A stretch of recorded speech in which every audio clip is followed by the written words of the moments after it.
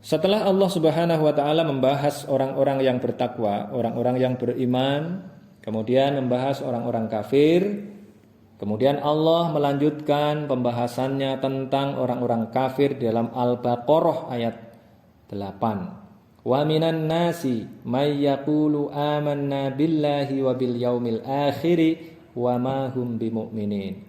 Wa minan nasi, dan iku di antara manusia, man utawi ada orang yang, maka itu disebut sebagai khobar muqaddam mubtada muakhar. Wa minan nasi, dan ikunya dulu, itu berarti khobar muqaddam, khobar yang didahulukan. Man utawi ada orang yang, mubtada'nya belakangan, berarti mubtada yang diakhirkan. Man ini artinya orang, berarti men itu adalah orang, laki-laki. Man ya, orang yang, utawi ada orang yang, yaqulu mengatakan sopo dia man. Yaqulu ini juga sudah diserap ke dalam bahasa Indonesia. Ingat-ingat, yaqulu berasal dari kata qola. Mari kita tasrif bersama. Qola yaqulu qaulan wa maqolan. Kalau dibentuk ada tak marbutohnya menjadi wa maqolatan, maqolah. Nah, ini yang diserap ke dalam bahasa Indonesia, makalah. Makalah itu sesungguhnya adalah perkataan. Itu adalah tulisan yang kemudian kita presentasikan dengan perkataan. Jadi kola ini sudah diserap ke dalam bahasa Indonesia, kemudian mengalami pergeseran perspektif. Jadi kola itu tadinya perkataan pakai mulut, tapi diserap ke dalam bahasa Indonesia, makalah itu pakai tulisan. Beberapa lembar, itu biasanya makalah. Yaqulu berkata sapa dia man, mengatakan ing titik dua tanda kutip buka, amanna billahi wa bil yaumil akhiri titik tanda kutip tutup. Mereka mengatakan begitu aja ya, orang munafik itu mengatakan begitu saja. Amanna, beriman sapa kami. Sudah, ini iman bahasa Indonesia, billahi kepada Allah sudah bahasa Indonesia juga. Wa bil yaumil akhiri, dan kepada hari akhir. Ini mau kita baca wabil yaumi dan kepada hari al-akhir, yang akhir juga boleh. Jadi naat man'ut, tapi juga bisa dibaca sebagai idhofah wabil yaumil akhiri. Jadi mudhaf itu ada alnya juga boleh, tapi enggak ada alnya juga bisa.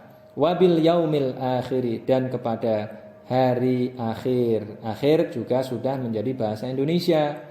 Mereka mengatakan kami beriman kepada Allah dan kepada hari akhir. Padahal wa ma hum bimumin. Nah, wawu yang begini disebut dengan wawu haliyah.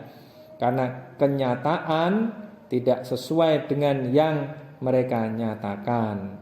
Kenyataan tidak sesuai dengan yang seharusnya. Wa ma hum, padahal tidak ada sapa mereka, tidak ada iku bimuminina, orang-orang beriman. Kalau ada manafi, setelah itu ada bi, maka ma-nya itu bekerja seperti laisa. Bi-nya adalah bi tambahan. Ingat-ingat ya, ma-nya manafi, setelahnya ada bi, bekerja seperti laisa. Bi-nya adalah bi tambahan. Mengartikannya jadi wa mahum, dan tidak ada sapa mereka, tidak ada iku bimuminina, orang-orang yang beriman. Seperti alaisallahu bi ahkamil hakimin. Nah, sama kan? Begitu cara mengartikannya. Mereka mengatakan beriman kepada Allah dan hari akhir, padahal mereka tidak beriman, mereka hanya pura-pura saja. Kenapa begitu? Karena mereka menghindari hukum-hukum yang bisa diterapkan atas orang kafir. Orang kafir itu terbagi menjadi dua secara umum, kafir dhimmi dan kafir harbi. Kalau kafir dhimmi itu kafir yang ditanggung keamanannya oleh orang Islam, oleh pemerintahan Islam. Karena mereka ditanggung keamanan mereka, maka mereka harus membayar namanya jizyah. Jizyah itu pajak agar mereka aman. Kalau mereka adalah kafir harbi, maka mereka harus diperangi. Nah, ini hukumnya. Nah, mereka berlindung dengan kata-kata beriman kepada Allah dan hari akhir itu. Dan Nabi Muhammad sesungguhnya juga tahu siapa ini orang-orang munafik. Ya, setidaknya sebagian mereka terkonfirmasi munafik. Juga ada laporan dari sahabat lain, misalnya Umar bin Khattab melaporkan kepada Nabi Muhammad bahwa ini adalah orang munafik. Tetapi Nabi Muhammad tidak memerangi mereka. Kenapa Nabi Muhammad tidak memerangi mereka? Membunuh mereka misalnya. Karena Nabi Muhammad punya argumen, jangan sampai orang-orang kemudian mengatakan bahwa Muhammad memerangi sahabatnya sendiri. Nah, ini kan bisa membuat reputasi Nabi Muhammad sebagai seorang Rasulullah kemudian menjadi jatuh. Yukhadi'una Allah walladzina amanu wa ma yakhda'una illa anfusahum wa ma yash'urun. Yukhadi'una, menipu sapa mereka. Dari kata khada'a yukhadi'u. Arti aslinya kalau di pelajaran shorof itu sesungguhnya adalah saling. Tetapi enggak, ini artinya ya menipu gitu aja, dari satu pihak aja, tidak saling menipu ya. Mereka menipu sapa mereka. Khada'a yukhadi'u, menipu sapa mereka. Menipu ing Allah, mereka menipu Allah. Walladzina, dan orang-orang yang amanu beriman sapa mereka. Alladzina, mereka menipu Allah dan orang-orang yang beriman. Titik. Wa ma yakhda'una, padahal tidak menipu sapa mereka. Padahal tidak menipu sapa mereka. Man walaupun kelihatannya satu, tapi ini adalah jamak. Jadi man itu bisa satu, bisa jamak. Wa ma yakhda'una, dan tidak menipu, padahal tidak menipu sapa mereka man illa anfusahum, kecuali ing. Jadi tidak menipu ing illa anfusahum, kecuali diri-diri mereka. Dari kata anfus ya, anfus berasal dari kata nafas. Nafas diserap ke dalam bahasa Indonesia menjadi nafas. Yang bernafas itu adalah orang. Berarti illa anfusahum, kecuali diri-diri mereka sendiri. Wa ma yash'urun, sedangkan tidak menyadari sapa mereka. Yash'uru berasal dari kata sya'ura. Sya'ura itu artinya merasa. Diserap ke dalam bahasa Indonesia menjadi syair, penyair.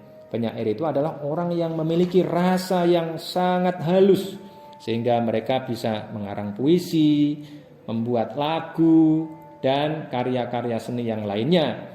Itu karena apa? Karena perasa. Maka kalian harus menjadi orang yang perasa agar memiliki kalimat-kalimat yang bagus, kalimat-kalimat yang indah. Karena ini penting ya. Ada pepatah Arab mengatakan bahwa al-mar'ah tusadiqu aliman wa tuhibbu sya'iran wa tatazawwaju tajiron. Nah, ini penting sekali nih. Perempuan itu berkawan dengan orang pintar, mencintai orang yang bisa mengucapkan kalimat yang indah, para penyair, para pujangga. Dan kalau disuruh menikah, menikahnya sama orang kaya. Nah, lengkapilah ketiga-tiganya. Harus jadi orang alim, harus jadi penyair, dan harus jadi orang yang punya banyak duit. Kata istri saya pernah saya tanya begini, kenapa kamu mau sama saya dan bertahan dengan saya sampai sekarang? Istri saya bilang, mau dijawab bohong atau beneran? Saya bilang, ya beneran, jangan bohong. Kata istri saya, dia bertahan karena saya memiliki dua hal. Apa itu? Saya tanya. Bisa diandalkan untuk menjadi imam dan bisa diandalkan secara finansial. Ternyata dua hal itu penting, walaupun dia tidak mengucapkan saya senang kalau dirayu. Nah, padahal sering saya rayu juga ya. Berarti tiga-tiganya alhamdulillah saya penuhi. Maka kalian harus penuhi tiga-tiganya. Fi qulubihim maradun fazadahumullahu marada walahum adzabun alimum bima kanu yakdzibun. Ini lagi-lagi adalah khobar muqaddam. Jadi kalau ada huruf jar di depan, jangan lupa, jangan ragu untuk menjadikannya sebagai khobar muqaddam. Fi qulubihim, iku di dalam hati-hati mereka. Qulub berasal dari qalbun, qalbun qulubun. Diserap ke dalam bahasa Indonesia menjadi kalbu.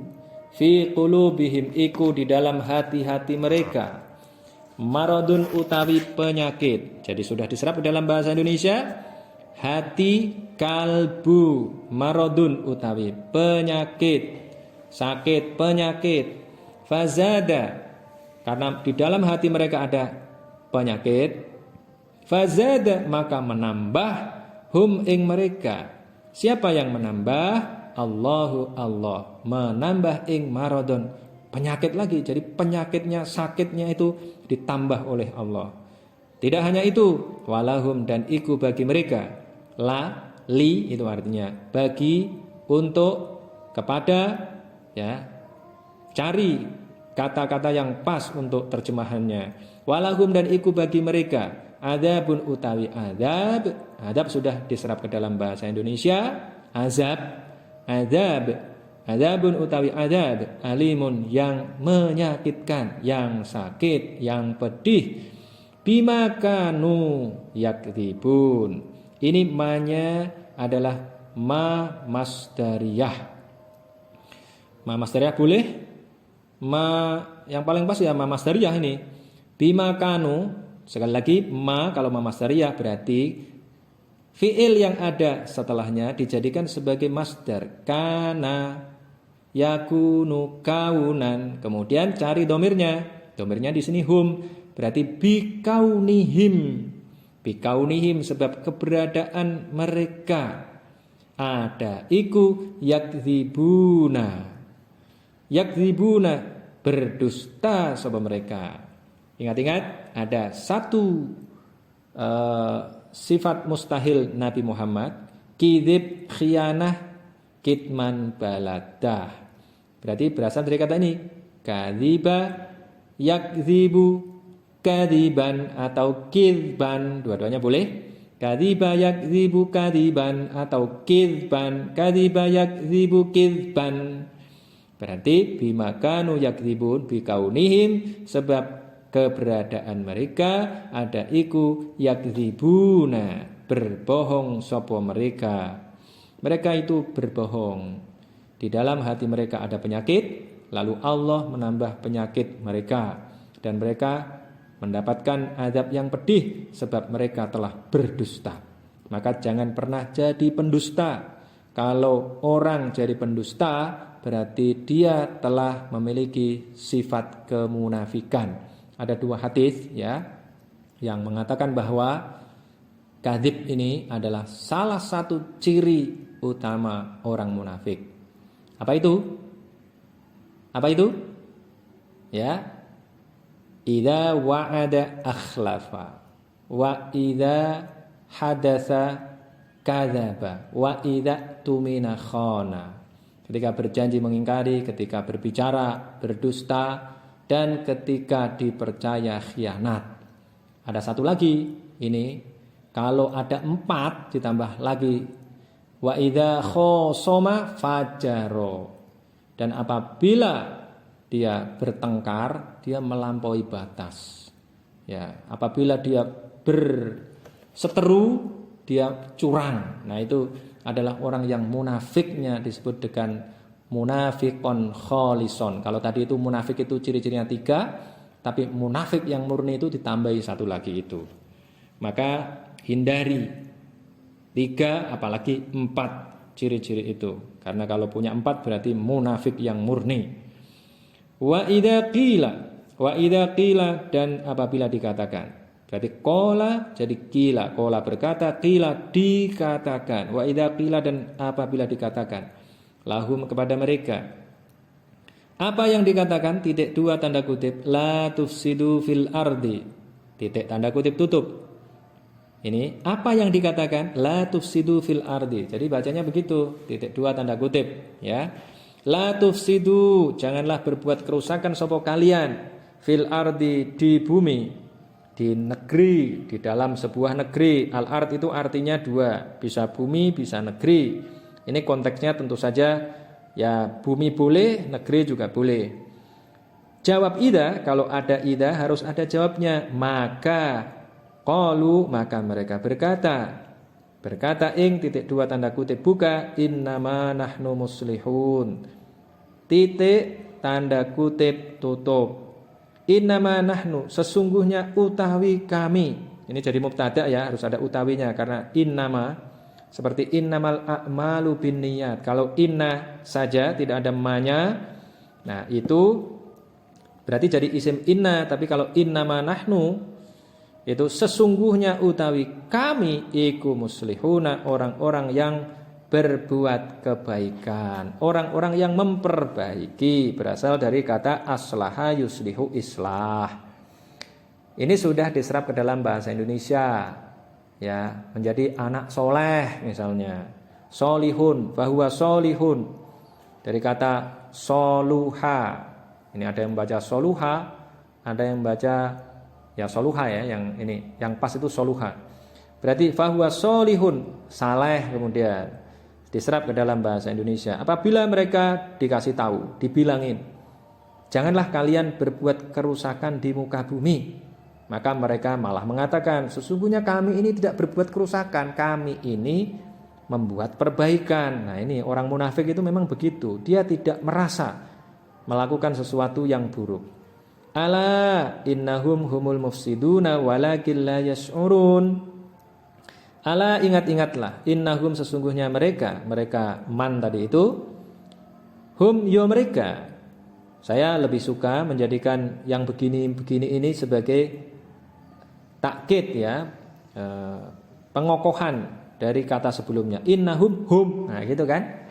Tapi ada juga yang mengartikan ini sebagai khobar jumlah, memberi status sebagai khobar jumlah. Innahum sesungguhnya mereka iku humul mufsiduna. Jadi begitu, hum utawi mereka iku al mufsiduna, orang-orang yang berbuat kerusakan. Kalau takkid ya, innahum sesungguhnya mereka, hum yo mereka, ya mereka iku al mufsiduna, orang-orang yang berbuat kerusakan. Berarti khobar ini al mufsidun ini adalah khobar inna, walakin la yash'uruna, akan tetapi mereka tidak menyadari. Tadi sudah, yash'urun berasal dari kata sya'ura, yash'uru syi'ran, fahuwa sya'irun. Wa idza qila, ini lagi qala jadi qila. Kalau qala mengatakan, qila dikatakan. Wa idza qila, dan apabila dikatakan lahum kepada mereka, apa yang dikatakan? Titik 2 tanda kutip buka, aminu kama amanan nas, titik tanda kutip tutup. Aminu, udah lancar nih sekarang karena banyak kata-kata yang sudah diserap ke dalam bahasa Indonesia. Aminu dari kata amana, amin, amina, aminu, berimanlah sapa kalian. Kama amana, sebagaimana telah beriman. Berarti ma-nya ini adalah ma masdariyah lagi. Ka imanin nasi. Jadi begitu. Seperti berimannya orang-orang, banyak orang. Jawab ida, maka qalu, maka berkata sapa mereka, berkata ing titik 2 tanda kutip buka, anu minu kama amanas sufaha, titik tanda kutip tutup. Anu minu, apakah kami harus beriman kama amana. Ini ma-nya ma masdariyah lagi, berarti ka imanis sufahai, sebagaimana iman orang-orang bodoh. Mereka malah bilang begitu. Apakah kami harus beriman sebagaimana orang-orang bodoh itu beriman? Ala, ingat-ingatlah, innahum sesungguhnya mereka, hum yo mereka, iku as-sufahau, orang-orang bodoh, walakin la ya'lamun, akan tetapi tidak mengetahui sapa mereka. Ya'lamun berasal dari kata alima, ya'lamu ilman, ilmu, pengetahuan. Berarti walakin la ya'lamun, akan tetapi mereka tidak mengetahui.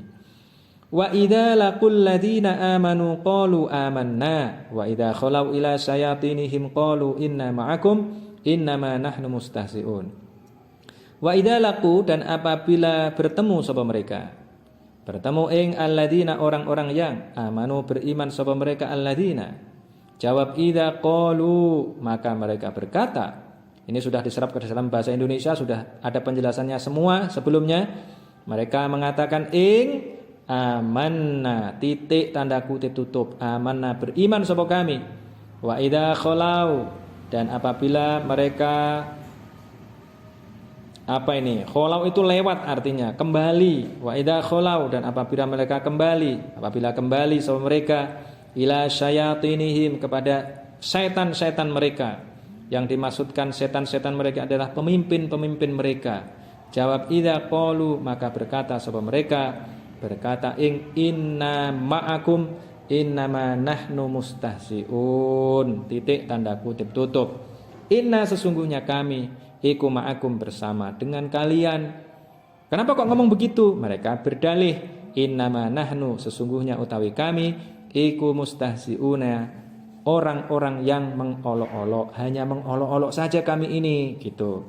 Kemudian Allah mengatakan Allahu yastahzi'u bihim wa yamudduhum fi tughyanihim ya'mahun. Allahu utawi Allah iku yastahzi'u mengolok-olok sapa dia Allah bihim pada mereka terhadap mereka wa yamuddu dan membiarkan arti aslinya itu memanjangkan dan memanjangkan ini lazim sebenarnya wa yamuddu dan membiarkan sopo Allahum ing mereka fi tughyanihim di dalam kesesatan mereka berasal dari kata togo kemudian membentuk kata tughyan fi tughyanihim di dalam kesesatan mereka melampaui batas tuh togo itu. Ya'mahuna mereka terombang-ambing kebingungan. Ya'mahuna terombang-ambing kebingungan sama mereka. Di ayat ini hanya Allah saja yang diserap ke dalam bahasa Indonesia. Ulaika utawi mereka itu ulaika alladzina ishtarawud dhalalata bil huda fama rabihat tijaratuhum wa ma kanu muhtadin. Ulaika utawi mereka itu iku alladzina orang-orang yang ishtarau membeli sapa mereka. Ini membeli artinya ini. Membeli. Bayangkan kita punya uang kemudian kita gunakan untuk membeli sayur misalnya. Ya, berarti kita punya modal apa ini? Punya modal di sini nih, membeli ing ad-dolalata, kesesatan. Bil huda dengan petunjuk. Kita punya uang itu adalah petunjuk. Nah, sayurnya itu adalah ad-dolalah. Sudah punya petunjuk ditukar dengan kesesatan. Berarti begitu. Mestinya kan mereka tidak begitu. Sudah punya petunjuk kok ditukar dengan kesesatan. Itu adalah gambaran Al-Qur'an. Nah, karena begitu, udah punya petunjuk kok ditukar dengan kesesatan. Maka Al-Qur'an mengatakan, fama robihat. Dolalah ya tadi ya. Dolalah itu artinya kesesatan. Ingat-ingat ini kata-kata baru. Fama robihat. Maka tidak beruntung. Apa yang tidak beruntung? Tijaratuhum. Perdagangan mereka. Ingat-ingat. Ada orang tajir tadi itu. Ya. Al-mar'ah tusadiqu aliman wa tuhibbu syairon wa tatazawwaju tajiron. Dari tajir, wah teman saya tajir. Nah, tijarah itu dagangan. Arti aslinya itu berarti pedagang. Pedagang itu orang kaya maksudnya. Tijaratuhum. Apa yang tidak beruntung? Tijaratuhum, harta dagangan mereka. Wa makanu dan tidak ada sapa mereka. Tidak ada iku muhtadina. Orang-orang yang beruntung. Nah, orang-orang yang begitu ya tidak akan beruntung. Wong membeli kesesatan dengan petunjuk.